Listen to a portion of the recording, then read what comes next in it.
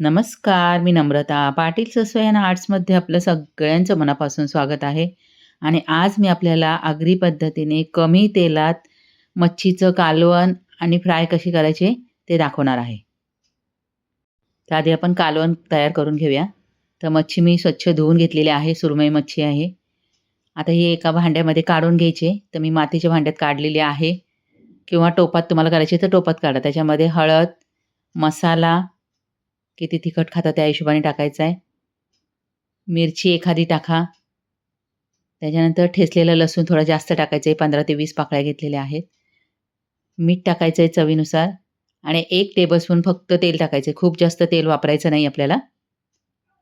चांगलं मिक्स करून घ्यायचं आहे. त्याच्यानंतर याच्यामध्ये पाणी टाकायचं आहे. तर मी जवळ-जवळ 2 ग्लास याच्यामध्ये पाणी टाकलं आहे.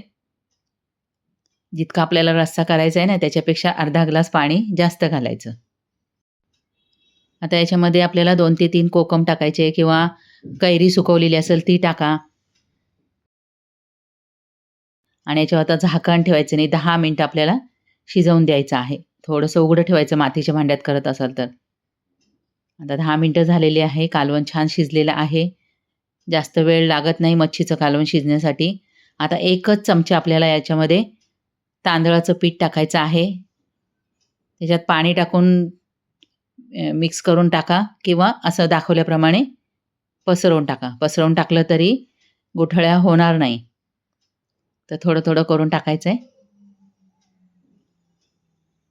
तर बघा कालवण आता याला घट्टपणा येईल चांगला. आता याच्यामध्ये ना थोडंसं खोबरं असेल तर, नसलं तरी काही हरकत नाही. तर 1 चमचाभर मी खोबरं टाकलेलं आहे. गॅसवर भाजलं खोबरं, बारीक तुकडे केले आणि नंतर मिक्सरमध्ये वाटून घेतले. खोबरं टाकल्यामुळे कालवणाला तरी येते आणि 2 मिनिटं आपल्याला हे कालवण आता शिजवून घ्यायचं आहे. मच्छी फ्राय करण्यासाठी त्याला आता आपण मसाले लावून घेऊया. तर अख्खी सुरमई घेतलेली मी, त्याच्यातलं अर्धं कालवण केलेलं आहे आणि अर्धी मच्छी तळणार आहे. तर त्याच्यामध्ये टाकून घ्यायचा आहे मसाला, हळद, मीठ, बाकी कोणतेच मसाले वापरायचे नाही आहेत.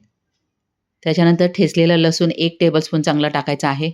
लसूण थोडा जास्त वापरायचा. तुम्हाला अद्रक पण खात असाल तर अद्रक पण टाका थोडंसं. थोडंसं पाणी टाकायचं आहे 1 चमचाभर आणि 2-3 कोकम टाकायचे आणि चांगलं मिक्स करून घ्यायचं आहे हलक्या हाताने. जास्त जोरात चोळायचं नाही आहे. एकदम हलक्या हाताने मसाला लावून घ्यायचा आहे मच्छीला आणि 15 ते 20 मिनिटं आपल्याला ही मच्छी आधी मुरत ठेवायची आहे. मुरत ठेवल्यामुळे मच्छीला चव चांगली येते आणि त्याच्यानंतर आपल्याला याच्यामध्ये 2 ते 3 चमचे टाकायचं आहे सुकं खोबरं. जास्त वापरायचं नाही, अगदी 2-3 चमचेच टाकायचं आहे. ही गावची पद्धत आहे, आमची आगरी पद्धत आहे. आता तेल टाकायचं आहे. तर मी मच्छी कढईमध्ये बनवणार आहे आणि एवढ्या तेलातच आपण आता ही मच्छी फ्राय करायची आहे. तर मी मच्छीला जास्त तेल वापरत नाही. गावाला असं तेल वगैरे जास्त वापरत नाही आमच्याकडे. आता याच्यामध्ये कढीपत्ता आणि थोडासा हिंग टाका असला तर. त्याच्यानंतर मच्छी आपल्याला या कढईमध्ये अशी ठेवून घ्यायची सगळीकडून व्यवस्थित. नेहमी पसरट भांडं ठेवायचं अशी मच्छी बनवायची असेल तेव्हा. मच्छी फ्राय करताना भांड्याला आधी चांगलं तापवू द्या. म्हणजे मच्छी अजिबात चिकटणार नाही आणि थोडंसं पाणी टाकायचं आहे. आता 2 मिनिटं झाकण ठेवायचं. गॅस बारीकच ठेवायचा आहे. गॅस जास्त मोठा ठेवायचा नाही आहे. आणि 2 मिनिटांनी झाकण काढून घ्यायचं आणि त्याच्यानंतर आपल्याला असं सगळीकडनं तेल पहिल्यांदा पसरवून घ्यायचं आहे. आणि त्याच्यानंतर पलटी करायचं आहे. एक 10 ते 12 मिनिटं आपल्याला ही मच्छी फ्राय करून घ्यायची आहे. गॅस थोडा बारीकच ठेवायचा आहे. मच्छी चांगली आतपर्यंत शिजली पाहिजे. आणि ही मच्छीसुद्धा खायला खूप छान लागते. तुम्ही जर ह्या पद्धतीने जर बनवली नसेल ना, तर बनवून बघा खोबरं टाकून. तर आपली मच्छी तयार झालेली आहे. तर मच्छी आणि कालवण हे दोन्ही पदार्थ मी तुम्हाला सोप्या पद्धतीने दाखवलेले आहेत आमच्या गावच्या पद्धतीने. तांदळाच्या भाकरीबरोबर तर इतकं छान लागते ना ही मच्छी. ह्या पद्धतीने तुम्ही दोन्ही कालवण आणि मच्छी बनवून बघा.